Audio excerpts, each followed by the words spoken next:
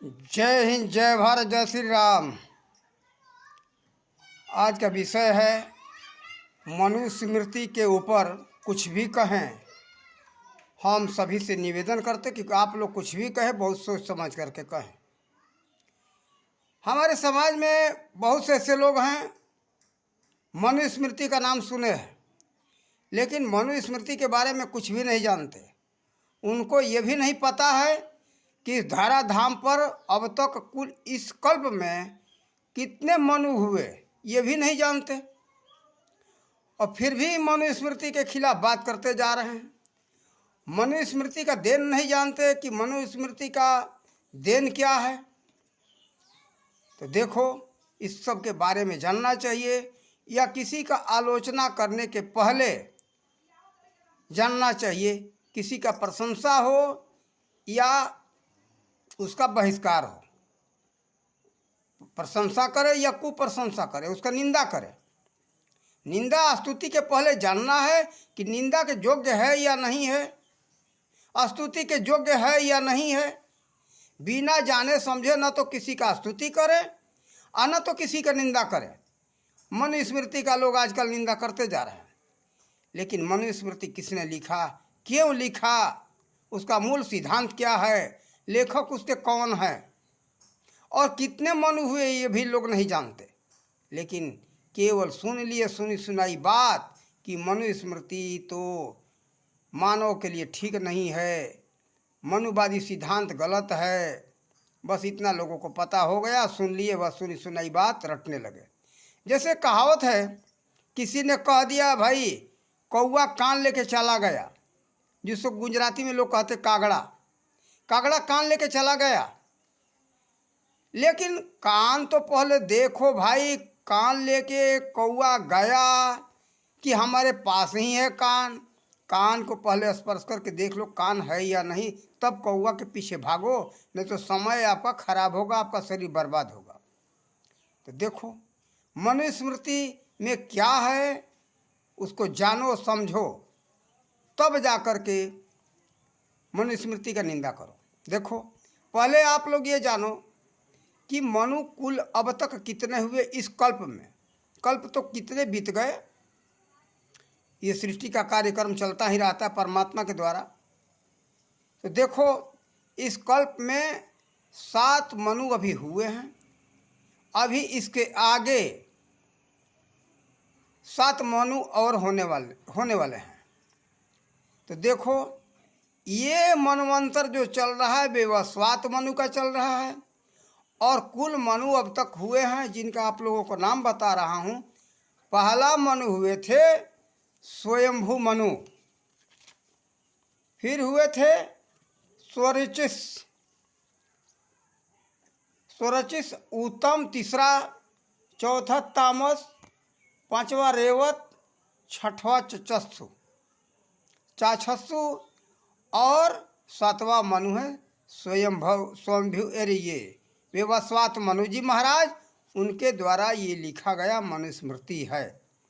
तो देखो, ये हम सबके पूर्वजों के वो पूर्वज थे, हम सब पूर्वजों के पूर्वज थे। अपने आने वाली पीढ़ी के कल्याण के लिए वो मनुस्मृति उन्होंने लिखा। मनुस्मृति का मतलब एक संविधान का पुस्तक। इसी के हिसाब आप लोग चलोगे तो आप सबका कल्याण होगा, आप सबका जीवन उत्तम होगा, सुख और शांति से जी सकते हो, आपका कल्याण होगा। मूल सिद्धांत उनका ये था। देखो, कोई भी व्यक्ति नहीं चाहता कि हमारे संतान को दुख हो, तो हमारे सबके जो पूर्वज थे वो सब उनके संतान हैं, हम सब उनके संतान हैं, इनके मनु जी महाराज के। पूरा विश्व उनका संतान है, केवल भारत की हम बात नहीं करते। उन्हीं लोगों, उन्हीं का नाम अलग अलग जगहों पर पड़ा हुआ है, अलग अलग नाम है। आदम बाबा अरबी भाषा में कहते, माँ ये हुआ, और यहाँ मनु शत्रुपा लोग कहते, लेकिन ये तो इसे एक हिसाब से देखने पर आ रहा है कि पहले प्रथम मनु का नाम है। लेकिन ठीक है, लेकिन है तो सब हमारे ही एक ही परिवार, इसी धारा धाम पर प्रथम हुए, उसके बाद उसी में से ये व्यवस्वात मनु भी हैं। तो देखो, एक संविधान का यानी कानून का नियम का पुस्तक है। देखो, उसी संविधान का देन था कि भारत सोना का चिड़िया था। आज भी उसी के आधार पर कहा जाता है। आप लोग ये मत भूलो कि उसका देन नहीं है। देखो, ये सोना का चिड़िया कहलाने का मूल कारण क्या है? यहाँ का शिक्षा सिद्धांत, उस समय का शिक्षा नीति ऐसी थी, यानी शिक्षा का देने का जो पद्धति था, उसका तौर तरीका को ये क्या कहा जाता है? उसको नीति कहा जाता है। शिक्षा कैसे दें ताकि हमारा समाज आगे बढ़े, विकास हो, विकास करे, सबका कल्याण हो, सुखी रहे। तो अगर बर्बाद करना हो तो नीति में परिवर्तन करना पड़ेगा। जो जैसा चाहता है समाज को बनाना, वैसा शिक्षा नीति तैयार करता है। तो इस समय हमारे भारत में जो शिक्षा नीति चल रही है, ये लॉर्ड मैकाले द्वारा बनाई गई शिक्षा नीति है। तो आज इसी का कारण है कि हमारा देश सोना का चिड़िया आज नहीं रह गया, बर्बाद हो गया। उस समय आबाद था तो सोना का चिड़िया कहा जाता था। और हर चीज़ में, यानी आपको संपत्ति देख लो, किसी भी तरह की विद्या धन हो या अर्थव्यवस्था हो, सोना चांदी हीरा जवाहरात रुपया पैसा, सब कुछ में आगे था। देखो, उसी समय का देन है कि देखो, हमारा भारत शिक्षा का क्षेत्र में आगे था, जो कि तक्षशिला विश्वविद्यालय भारत में ही था। आज अलग हुआ है, पाकिस्तान में चला गया है, जो बंटवारा हुआ तब। यही नालंदा विश्वविद्यालय था। कुल मिलाकर के बड़े बड़े विश्वविद्यालयों का पता चल रहा, 1500 विश्वविद्यालय थे भारत में, 2-4 ही नहीं। तो देखो, इतना आगे था कि विदेश के बच्चे भारत में आते थे। सब कुछ में अच्छा था, वीर योद्धा हुआ करते थे। उसी समय उसी शिक्षा नीति का देन है कि बड़े बड़े वैज्ञानिक भारत में उत्पन्न हुए। और उसी शिक्षा नीति का देन है कि पूरे संसार में विज्ञान यहीं से गया, चाहे वो किसी भी तरह का विज्ञान हो, दूरदर्शन हो और वायुयान हो, जैसे हवाई जहाज कहते हैं, अंतरिक्ष यान हो, जो भी हो, कुछ भी हो, सब कुछ यही भारत के ऋषियों का देन। ऋषि यानी रिसर्चर, खोजकर्ता, आविष्कारक, इसके जितने बड़े बड़े आविष्कारक हुए भारत में ही हुए थे। आप लोग ये मत सोच लो कि विदेश में हुए, सब यहीं हुए थे। और इन्हीं लोगों का देन है कि विश्व आगे था, है और रहेगा। आप लोग अपने धर्म ग्रंथों को यानी पुस्तकों के इतिहासों को उठा करके देखो। आज सर्जरी जो है ना, सर्जरी विदेशों का माना जा रहा, सर्जरी विदेश का नहीं है। सर्जरी इसी भारत का महर्षि सुश्रुत का देन है। विमान जो है ना, विमान यहीं के 6 बड़े बड़े वैज्ञानिक हुए थे। उनका नाम था, एक का नाम था शौनक, दूसरा गर्ग, बृहस्पति, धुंडीनाथ, चक्रयाण, ऐसे 6 वैज्ञानिक हुए थे। नारायण, शौनक, गर्ग, बृहस्पति, धुंडीनाथ, चक्रयाण, ये 6 वैज्ञानिक हुए थे जो 32 प्रकार के विमान का आविष्कार किए थे। और 32 प्रकार के विमान में वैसा एक एक से यंत्र लगे थे कि आज तक को वैज्ञानिक कोई ढूंढ नहीं सका। वैसा आप लोगों को कुछ बता दूं, उसमें ऐसे था कि अगर चाहे तो आकाश में उड़ते हुए हवाई जहाज को गायब कर दे, यानी छिपा ले। नीचे से उसको समझ में आ गया कि हमारा दुश्मन देख लिया, हमारे विमान को मार गिराएगा, तो स्विच दबाए और जहाज गायब।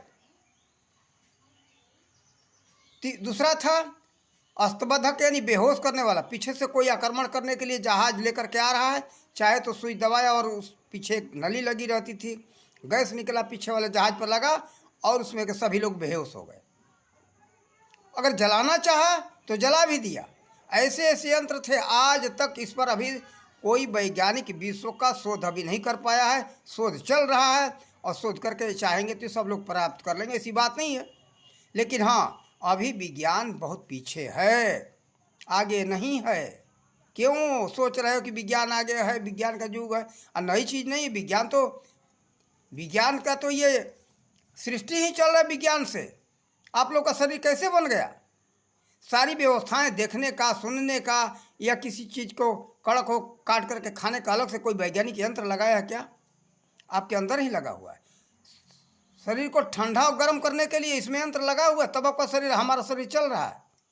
भोजन पचाने के लिए कोई वैज्ञानिक ये उसमें यंत्र नहीं लगा है, सब कुछ यंत्र है। और उसमें देखो, कोई लकड़ी का उपयोग नहीं, कोई स्टील का उपयोग नहीं, किसी धातु का उपयोग नहीं, इसी मांस के अंदर ही सब कुछ तैयार कर दिया। सब तंतु कोशिका इसी मांस के अंदर तैयार कर दिया, हड्डी बना दिया, सब कुछ बन गया। तो देखो, विचार करो, वो वैज्ञानिक कितना बड़ा है, उसी विज्ञान का ये छोटा सा कण है। आजकल अभिमान में मत हो जाओ। थोड़ा सा पागल लोगों को अभिमान हो गया कि ईश्वर माने कुछ नहीं, ऋषि महर्षि माने कुछ नहीं। वो तो सब पागल थे, ऐसा नहीं है। उन्हीं लोगों का देन है कि पूरा विश्व में आज विज्ञान है। सर्जरी का जो बताऊं, सर्जरी यहीं के महर्षि सुश्रुत का देन है। आप लोग जो व्याकरण देख रहे हो, यहीं के महर्षि पाणिनि का देन है, जो पूरे विश्व में व्याकरण है, चल रहा है, जिसको ग्रामर कहते हैं अंग्रेजी में। तो देखो, उसके लेखक थे महर्षि पाणिनि। यहीं के जो है राजनीति शास्त्र सबसे मजबूत जाना जाता है। जो क्या भाई, चाणक्य नीति जानते हो? महर्षि चाणक्य जैसे ऋषि थे वो, जो तक्षशिला विश्वविद्यालय के आचार्य थे। फिर यहीं चरक हुए, आयुर्वेद के दाता, यहीं धनवंतरी हुए। कल धनतेरस था, तो धनतेरस उन्हीं के नाम पर मनाया जाता है। अर्थ के ऊपर, पैसे के ऊपर लोग मान लेते हैं।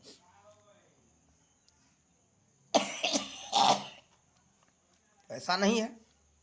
देखो, सब कुछ इसी भारत का देन है। और सभी लोग मानते हैं मनु जी महाराज का प्रादुर्भाव इसी धाराधाम पर हुआ था।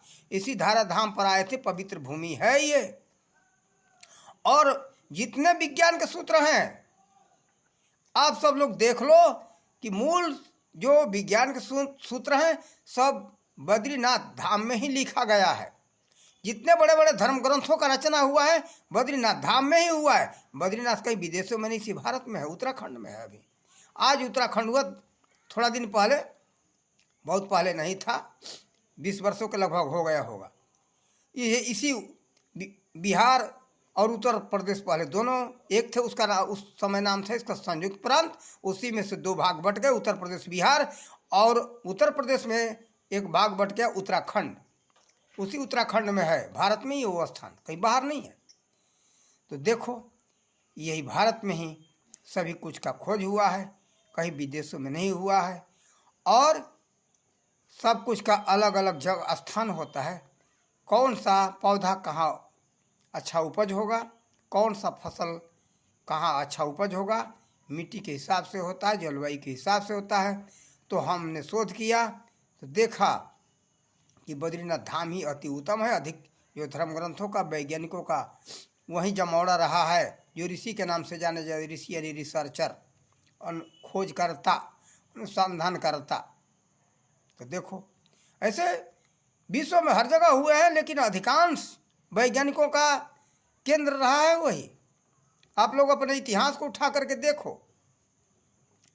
पक्षपात मत करो। ये आज जो भारत में शिक्षा पद्धति चल रही है, ये लॉर्ड मैकाले के द्वारा बनाई गई शिक्षा नीति चल रही है। ये बर्बाद करने वाली शिक्षा नीति है, आबाद करने वाले नहीं है। यहाँ के कुछ ऐसे जो है विदेशी पक्षपाती क्या कहते कि लॉर्ड मैकाले ने शिक्षा नीति दे दिया तो हम सबको अच्छा शिक्षा मिला। ये शिक्षा नीति आया तब से भारत बर्बाद हो गया या नहीं है? आज है सोना की चिड़िया क्या भारत? ये वीरों का क्षेत्र था। यहाँ वीर योद्धा भी पैदा नहीं हुए, नहीं हो रहे हैं, न वैज्ञानिक पैदा हो रहे हैं। वैसे तो भारत में वीर योद्धा बहुत दिनों से नहीं पैदा हो रहे, कारण कि यहाँ ऐसी एक पद्धति चल गई कि हम सत्य अहिंसा के मार्ग पर चलेंगे। सत्य अहिंसा का मार्ग पर चलो, लेकिन उसका सीमा होता है। और उसका कारण बने कौन? सम्राट अशोक। नहीं तो ये विदेशी आक्रमण हो नहीं पाया होता। एक एक थप्पड़ मारे होते यहाँ के लोग, एक छोटे छोटे पत्थर के टुकड़े मारे होते, तो विदेशी आक्रमणकारी आक्रांता कोई नहीं टिक पाए होते। लेकिन सब क्या, हम सत्य अहिंसा के मार्ग पर चलेंगे। सत्य अहिंसा के मार्ग पर चलते चलते देश को बर्बाद कर दिए, खुद बर्बाद होते रहे, अपमान सहन करते रहे और गुलाम रहे। तो देखो, ये लोग मन से कमज़ोर बने हुए हैं, आदत पड़ गई है। और जितने हिंदू समाज है वो कायर आज भी बना हुआ है। तो देखो, कायरता छोड़ो, अपने देश को बचाओ। और देखो, धर्म ग्रंथों का अपमान मत करो, उसको जानो और समझो, तब किसी के ऊपर बोलो कुछ भी। लोग मनुस्मृति को समझो, इसके पहले वीडियो मैं बना के डाल दिया हूँ। तो देखो, मनुस्मृति का अपमान मत करो। और उसी समय का शिक्षा नीति का देन है, जिसको कहते हैं वैदिक शिक्षा नीति। वैदिक शिक्षा नीति के बारे में आप लोग इंटरमीडिएट का उत्तर प्रदेश का पुस्तक देख लो, उसमें कितना अच्छा ढंग से बताया गया कि वैदिक शिक्षा नीति ऊंची कोटि की थी। अभी उत्तर प्रदेश के हम यहाँ तो बिहार में नहीं जानते, आज वीडियो बना रहा हूँ। ग्राम सेमरी, ये थाना दावत, जिला रोहतास में बना रहा हूँ वीडियो। लेकिन हम बिहार उत्तर प्रदेश की बात बताते, वहाँ का जो बीएड का पुस्तक है उसमें भी जो है वैदिक शिक्षा नीति के बारे में बताई गई है। बताया गया कि कितने ऊंची कोटि का था। तो वैदिक शिक्षा नीति विकास करने वाला था, विनाश करने वाला नहीं था। और वैदिक शिक्षा नीति का देन था कि भारत सोना का चिड़िया था। लॉर्ड मायकाले के शिक्षा नीति ने तो भारत को बर्बाद कर दिया, सोना का चिड़िया का नाम मिट गया। तो देखो, आप लोग जानो और समझो, तब किसी विषय में आवाज़ उठाओ, किसी का अपमान करो। सम्मान करो या अपमान करो, जानो समझ करके। और हम आप लोगों से यही कहेंगे, अगर आप लोगों को ये वीडियो पसंद आए तो अपने साथियों के साथ शेयर करें, यानी उसको क्या करते, साझा करें। शेयर करें, अंग्रेजी में कहते शेयर करें, अधिक लोगों को बताएं, देखें, समझे, जाने। और लाइक सब्सक्राइब के लिए हम किसी से आज तक हाथ नहीं जोड़े। अगर आप लोगों को पसंद आए तो लाइक सब्सक्राइब करो या मत करो, देखो, अपना कल्याण करो। मैं पैसे के लिए नहीं काम करता, कभी भी हमने कोई भी काम किया तो पैसे के लिए नहीं, निस्वार्थ भाव से जन सेवा के लिए हमने कार्य किया है। तो आज हम यहीं तक अपने इस वीडियो को समाप्त करते। आप सबका कल्याण हो, इन्हीं मनोकामना के साथ अपने वाणी का विराम देते। जय हिंद, जय भारत, जय श्री राम।